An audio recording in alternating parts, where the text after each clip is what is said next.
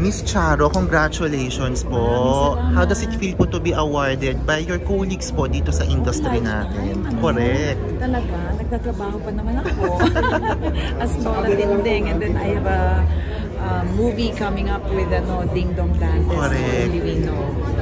Wow. My heart is filled with gratitude. Maraming salamat sa parangal na ito. Speaking of movie with Sir Ding Dong, Miss Charo, grabe trending siya at pinag-uusapan.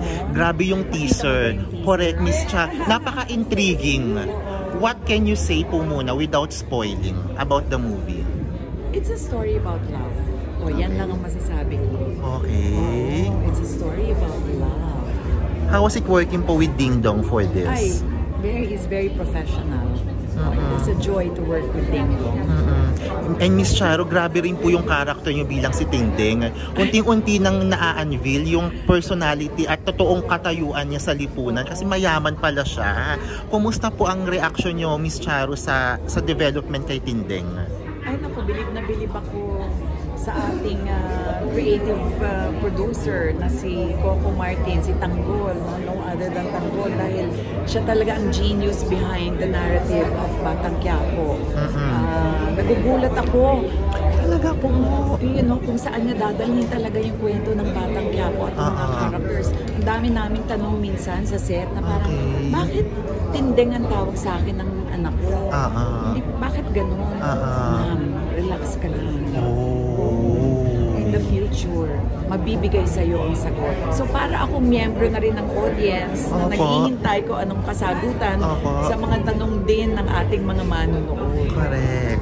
Nakakabilib talaga. Galing siyang magkwento. Ang galing nga, Miss Charo. Tatanong ko lang po kung anong importance nito, itong parangal ng Sining Award sa iyo as an artist. Kasi bukod sa colleagues mo nagbigay, this is parang a look back on from the time ng itim up to yung trajectory po ng inyong career. Your thoughts on this one?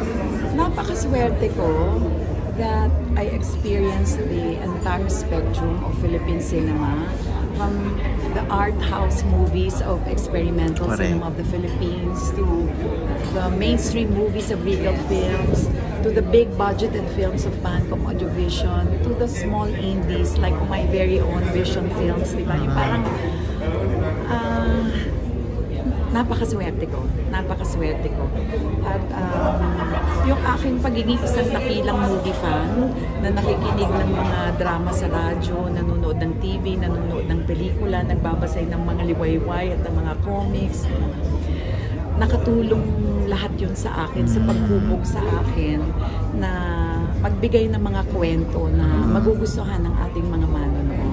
At yun na nga, nabigyan ako ng pagkakataon with Star Cinema, Star Cinema, and it's 30 years, more than 30 years in the business, has offered a new kind of brand of storytelling na mas maiintindihan, mas accessible sa ating mga manonood, but there is also depth in storytelling.